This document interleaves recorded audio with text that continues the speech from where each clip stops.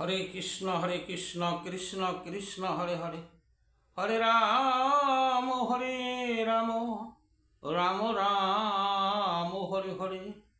जय गुरुदेवर जय गुरुदेवर जय गुरुदेवर जय राधा कृष्णेर जय गौरनिताई सीतानाथेर जय पंचतत्वेर जय सर्व सनातनीदेर जय। हरे कृष्ण आज आमी जे आलोचना निये आसछि ता हलो महाप्रभु भगवान ना भक्त। महाप्रभु भगवान हये भक्त परिचय दिलेन केन? ताई आमरा बुझते पारी जे एमनि सबाई आलोचना करे जे महाप्रभु भक्त ना भगवान तारा बुझते पारे ना। जादेर विषय बासनाय जारा चेतन शक्ति ना हয়েছে तारा किन्तु ता बुझते पारबे ना। कारण एखाने भगवानेर जे रहस्य अन्यान्य जुगे जे एर आगे जे भगवान आसছে बा এই পৃথিবীতে যে অবতার হয়েছে যেমন রামচন্দ্র ভগবান, এই ভগবান রামচন্দ্র সে কিন্তু ভগবানের কি গুণ তাও কিন্তু প্রকাশ করছেন যে সে নিজে ভগবানের শক্তি ভগবানের যে যা কিছু করণীয় সব করছেন। কিন্তু কীরকম আমরা দুই একটা প্রমাণও দিতে পারি। যেমন শিবের ধনুক বাণ রামচন্দ্র ভগবান সে বাম হাতে উত্তোলন করেছিল। যে ধনুক বাণ মহাবীর শক্তিশালী সেই ধনুক বাণ রাবণ সেও কিন্তু উঠাইতে পারেন নাই, উত্তোলন করতে পারেন নাই। সে ভগবান সে বাম হাতে সে উত্তোলন করেছেন। কিন্তু এই যে শক্তিটা এই শক্তিতে বোঝা গেছে একমাত্র শিবের যে ধনুক বাণ একমাত্র ভগবান ছাড়া উঠাতে পারবে না। কারণ এটা শিবই ভগবান শিব বলে গেছেন যে একমাত্র বিষ্ণুই পারবে এটা উত্তোলন করতে। যাই হোক এই আমরা পেলাম ত্রেতাযুগে রামচন্দ্র সে ভগবান, তার পরিচয় আরও অনেক কিছু গুণ আছে। সেই গুণগুলো কিন্তু আমরা বুঝতে পারি গুণের মাধ্যমে সে ভগবান। দাপর যুগে ভগবান শ্রীকৃষ্ণ তার গুণ কিন্তু অলৌকিক। আর অন্য যুগে যে ভগবান লীলা করছেন কিন্তু দাপর যুগের লীলা কিন্তু অলৌকিক লীলা। এরকম তার ভগবান শক্তি ছিল কীরকম সে শিশু বয়সে কত অসুর সে ধ্বংস করেছেন। এই শিশু বয়সে যে শিশুকে লালন পালন করতে অন্য একজন লাগে, মা অথবা যে কোনো আশেপাশে যাদের এই শিশুকে লালন করার জন্য ভাই অনেক কিছু থাকে, কিন্তু তাকে বড় করার জন্য সেই শিশু নিজেকেই কিন্তু অন্যজনে পালন করতে হয়। সেই শিশু অবস্থায় সে অনেক অসুর সে নিধন করেছেন। তো এগুলা যে করছেন, এই যে নিধনগুলা করছেন এটা কিন্তু একমাত্র ভগবানের কাজ। আমরা এইভাবে বুঝতে পারি সে আসলে মানুষ যদি আকার তার হয়েও থাকে সে কিন্তু ভগবান,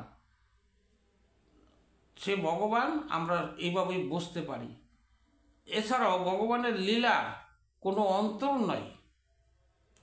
এরকম বহুত অলৌকিক জিনিস শ্রীকৃষ্ণ যা বলে করে গেছেন তা কিন্তু আর অন্যান্য যুগে তা সম্ভব হয় নাই।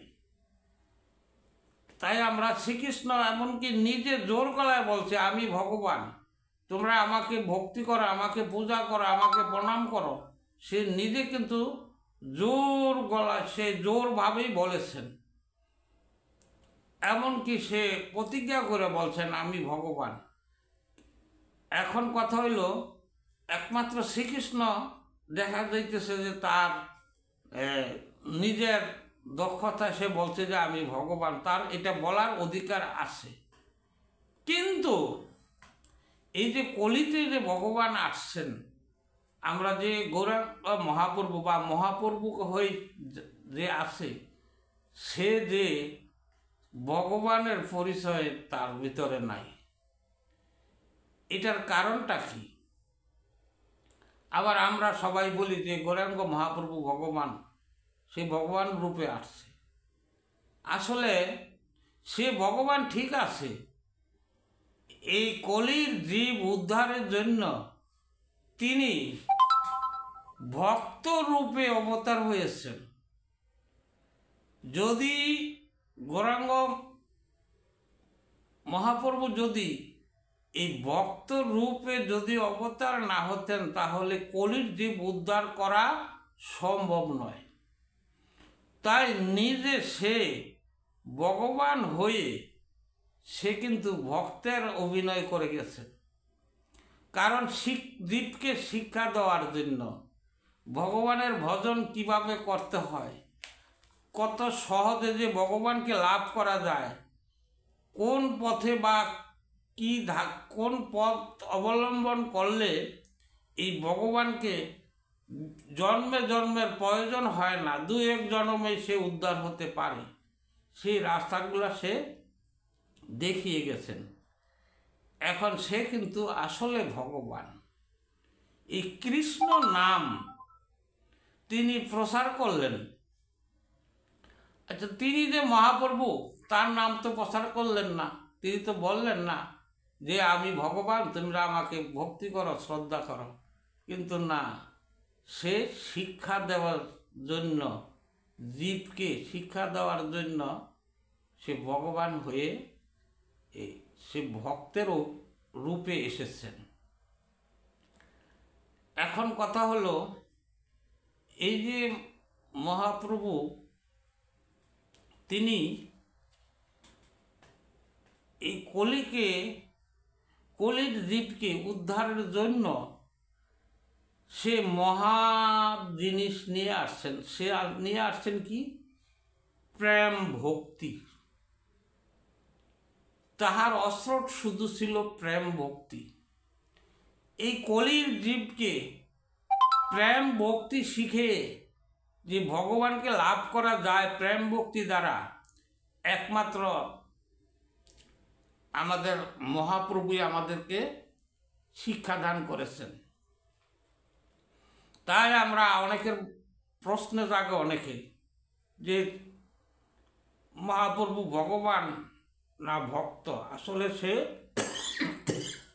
হরে কৃষ্ণ, সে ভগবান।